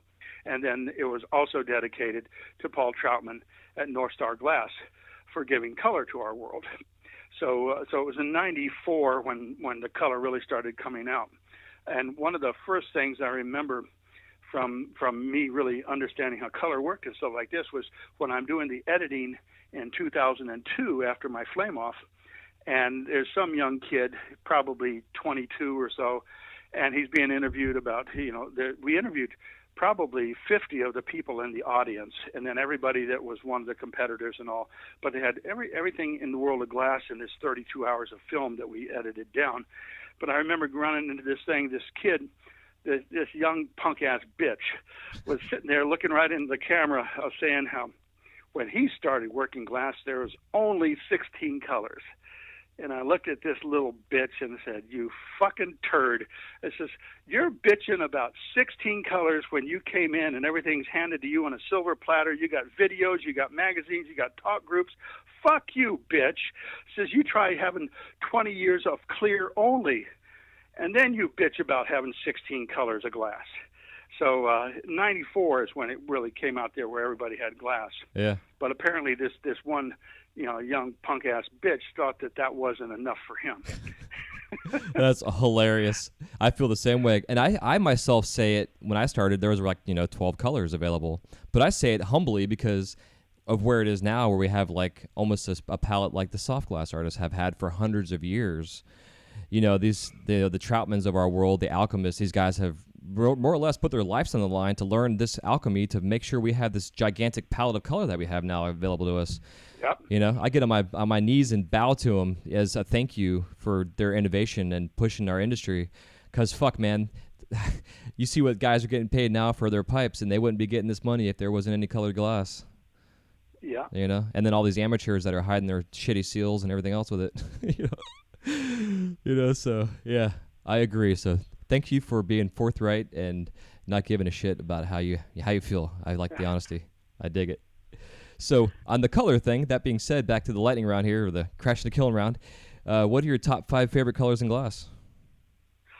I like the silver bearing glass because I'm colorblind to blues and greens, so I don't see those, and they kind of blend into a gray area. I mean, where you would look at it, you'd look at something that's gray, and that's what I would see as blues and greens.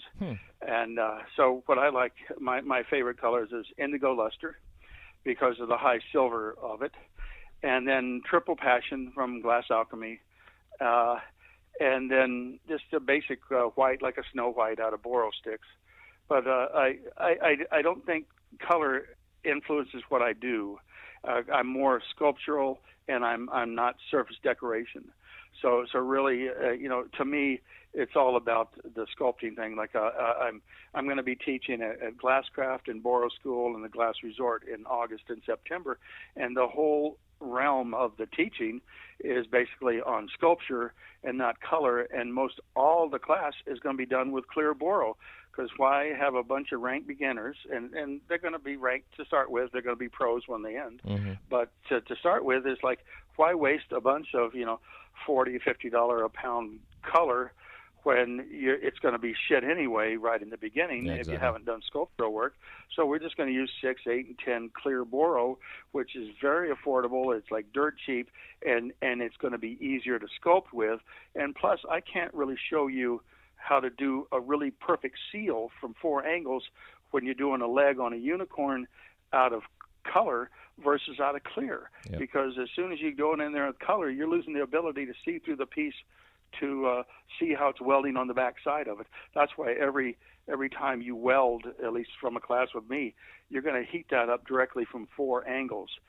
Don't trust that I've got A heated up and B heated up. I push them together, and they're all going to flow on a molecular level and be happy as a covalent bond on a chemical level. No, that doesn't work. You got to physically go in there. It's borosilicate. You have to weld it 4 different angles, or it's not going to be happy. Yeah, exactly. And as soon as you break one rule, the glass will remember, and it'll be the thing that at 2 a.m. you're asleep and your studio's 500 yards from where you're sleeping, and you hear dink, and you know exactly what broke where. Yep. And that's a great transition. I don't really give a shit about color. Cool. Okay. Yeah. Again, I love your honesty, man. And it's a great transition into what, if you could describe the sound of glass cracking in one word. It could be an emotional word or a physical or whatever, but what's the one word you could describe the sound of glass cracking? It's tink, T-I-N-K. It's that little release of the stress within the glass. Yeah. And it just goes dink, and we've all heard it. And I've had pieces explode on me while I'm working on them, that I've had them in the oven, and I bring it out, and it might be a 2-inch belly on a piece of like a big Indian dancer, and I've had a piece crack and shoot glass over my left shoulder and stick in the drywall behind me, 2 feet behind me on a wall. Moving a total of 3 feet. I've had things explode on me and left and right. Everybody got burns and all this sort of stuff. But, it's nothing. I've been burned, and I've had every finger and toe broken, and, I've had acid poured on my right hand from when I used to do silver work, and I've had black widow bite me, a scorpion bite me, rolled through a beaver tail cactus, had 2,000 needles pulled out of my body. Holy shit. So as far as what's your worst thing happened in glass, that's nothing. Glass is a good ride right now. I think that right now there's so many glass workers out there and people selling their studios and shit like that. It's just, you have to be good, you have to be innovative, or you just have to love it and want to be poor. Because very few people now can make a lot of money so they can send a child to college and make a house payment and buy a new car every 4 or 5 years. Yeah. I mean, that's not happening in our group.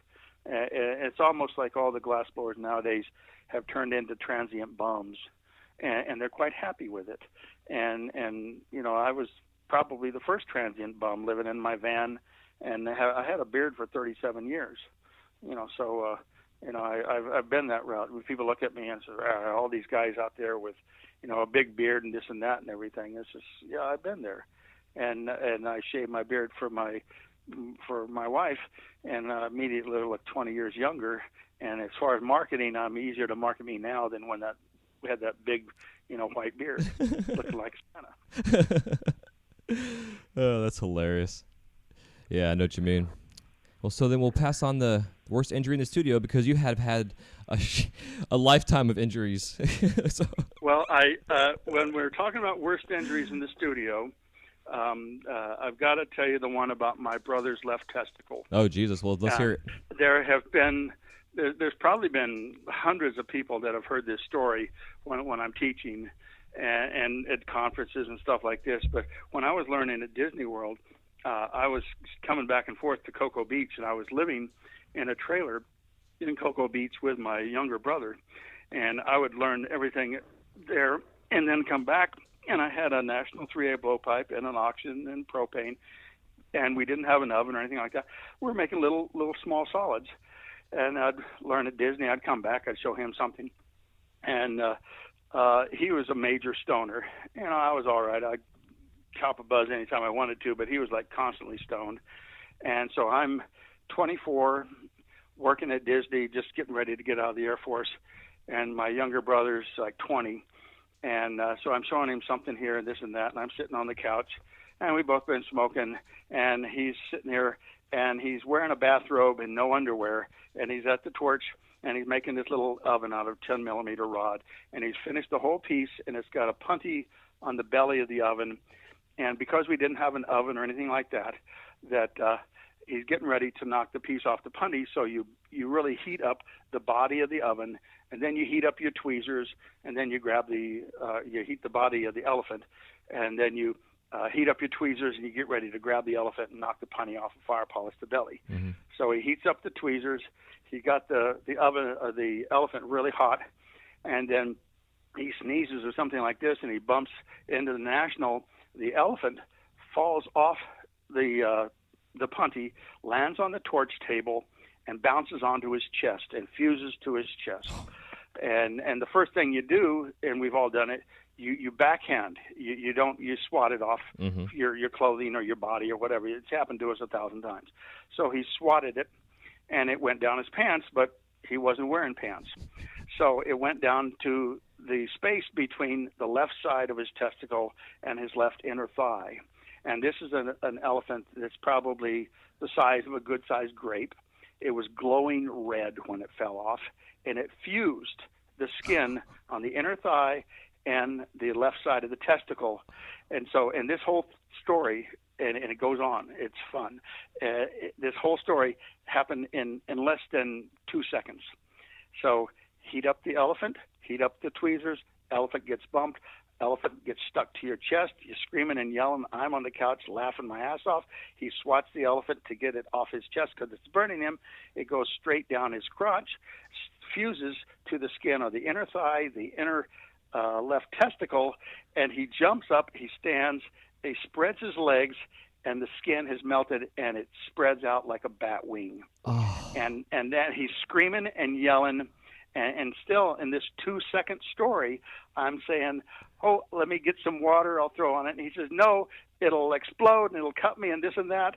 And meanwhile, where I'll go get water, I'm laughing and roll off the couch laughing, and he's jumping up and down. He's burned his chest, he's burned his balls, and he's grabbing his tweezers that are still glowing red. This is in real time, less than 2 seconds. He grabs the tweezers that were glowing red, and he's going to grab the elephant to pull it off. He misses the elephant, and he impales himself twice with the the tweezers sticking into his thigh as if Vlad the Impaler vampire got skewered. God. So and not that he just got hit by those, they were red fucking hot. Oh my God. So burned chest, burned balls, impaled twice, and then finally they pulled the tweezers out, grabbed the thing, yanked it out, and then that pulled the flesh out too as it was burned. And I'm still working active duty Air Force. I'm not on duty there, but I hop him on my motorcycle. We take him to the ER and get him fixed up with Furus and all this stuff for a good serious burn. But that's probably one of the better glass stories on the burn from hell. Oh my God! Holy shit! And that's, if you were to do a Google search under Matt's left testicle, that story pops up now and then. Awesome. I have to put that in the show notes. Oh my God, man! Holy shit, that's crazy. Yeah, so don't work. The other good story was a guy named, I think his name's Jim Singer, and he was doing demo at Disney World in the park when I was working there, and in the summer or at the let's see, this must have been after I left. But in the summer, they would let all the high schools around in Florida, they would go to Disney World as, like a graduation thing. Yeah, yeah. So you got a whole group of, say, 30 high school girls coming through where you're demoing on the main street in Disney World, and you're making your glass, and all these little girlies are watching this and that. And so Jim Singer is crazed out of his mind watching all these hot little girls and stuff, and he reaches for something through the torch. And because he's a stupid asshole guy, and he's working a National 3A blowpipe with a tight focus of an OX3 tip, it's like a laser beam. Yeah. But he reaches for something, and he peels from his left wrist to his left elbow. He reached straight on through like a laser beam, and he has this 15-inch burn that just opened up into an ooze. Oh. I mean, it just ripped him up. But because he's got all these young girlies watching, he doesn't scream and yell, and he finishes his piece. And then he puts his piece down, he says, thanks to everybody, he goes back and passes out. But it's all because he didn't want to go, ow, ow, ow, in front of a bunch of little girls. Yeah, I do that shit all the time. I'll burn myself when I'm on stage, and I'm like, I just ignore it. Yep. Just suck it up and deal with it. We have Jimmy Dills is one of our guys. He's been with us for 22 years. And, it gets, how it is. You get repetition going. You get a little sleepy sometimes. And he nodded off on the torch and put his hand right in the fucking flame, right in front of like 50 people. And he's like, I look up and all their eyes are wide open. And he's like, I just went through my process. I finished my piece. And then I went in the back and I freaked the fuck out. Yeah. But yeah, that's so funny, man. The show must go on, per se, I guess. Oh, man. Yep. Terrible.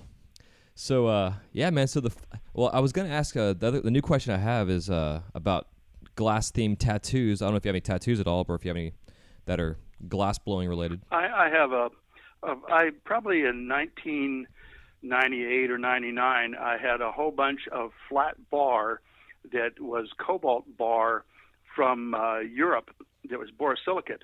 And it was like an oval bar that might have been a half an inch wide, a quarter of an inch thick, and then maybe 5 feet long. I had it sent, actually I ran into some of it that Ross at ABR had made dichroed. So it was cobalt flat bar that had dichro on it, and I made these pendants called squiggles. And they're really incredible, and I probably made 50 or 60 different designs of these things. And at a conference in Portland, maybe about 20 years ago, I had on my left shoulder one of these squiggles with flames coming out of it. Nice. So the only tattoo I've got is a flaming squiggle that's on my left shoulder. Hell yeah. Badass. So the last and final question, it's always a fun one, is if you were stranded on an island, it could be any island of your choice, naked ladies, it could be resort, it could be deserted, whatever, and there's a glass blowing studio on there, and it supplies your torch, your gases, and your kiln, and you had to make something. What 5 items would you bring? You have to make something? No. Yeah. I mean, are the 5 items my supplies or glass rod or tools? It's whatever you need to make something. Could be in whatever you need to make. Whatever I need to make them. Well, I'm not a big tool hog. All I need is tweezers and graphite paddle, and that's pretty much it, because most of the shaping I do is straight through, just letting the glass flow or manipulating it with very, very few tools. Mm-hmm. So in the way of specific, other than glass rods, my main tools is just simple tweezers that don't have teeth, so they're flat inside tweezers, and graphite paddle that I don't really have a lot of tools that I use. The one thing I do use that nobody else has is it's a stainless steel tool called a bone rongeur, R-O-N, R-O-N-J-U-I-R-E, something like this. It's a French name, and it's a surgical tool for amputation flaps. Huh. If you cut a finger off, like run it through a bandsaw, or you're a butcher, and you come to the emergency room, and this is before they put your finger back on. So this is when you throw that tip of the finger off, and then you got this, half a finger looking at you with a bone, and then the skin comes to the end of it. The first thing you realize is that there's not enough skin to fold around over what had been cut off.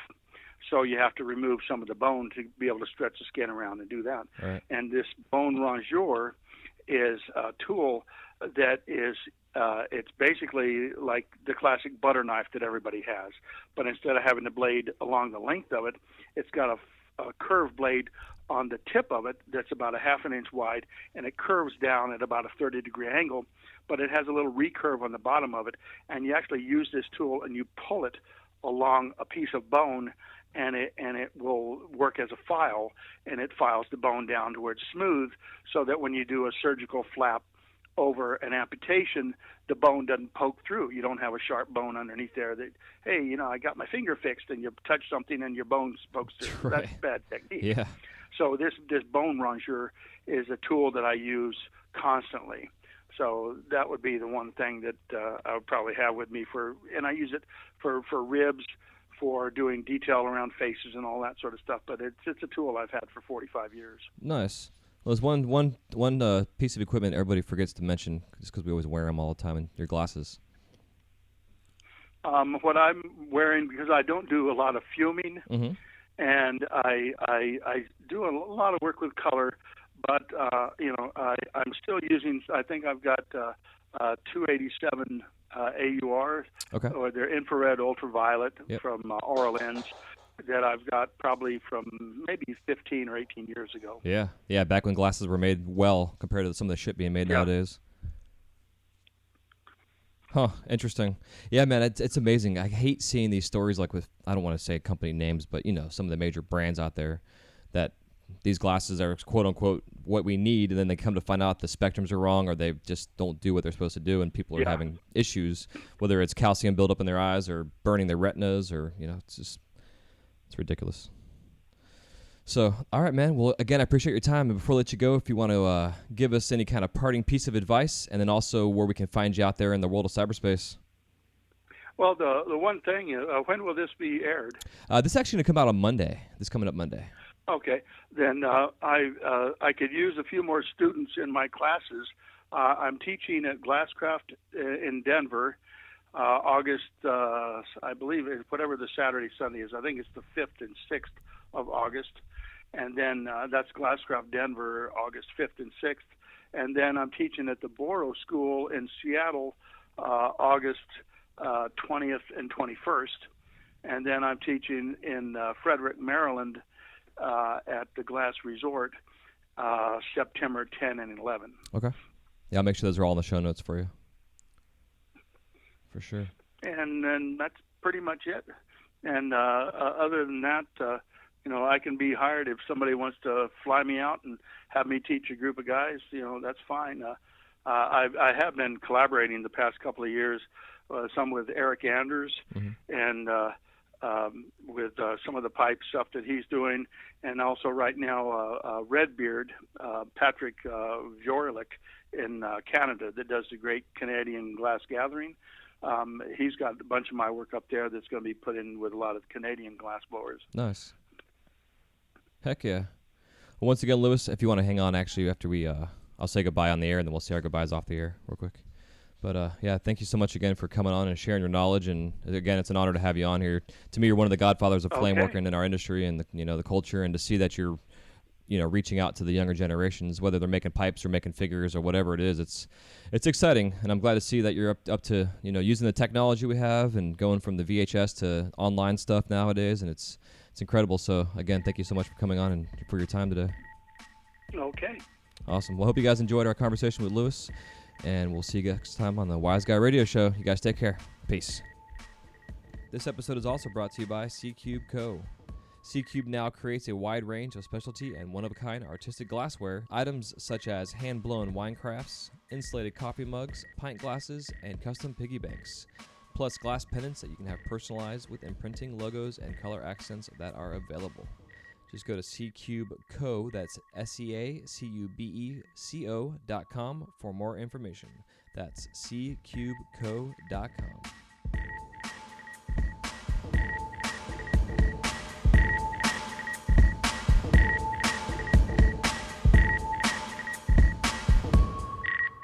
Thank you guys so much for listening to this episode of the Wise Guy Radio Show. If you have any questions, comments, or remarks, please leave them in the show notes page area where it says comments. We'll see you soon. Have a wise night.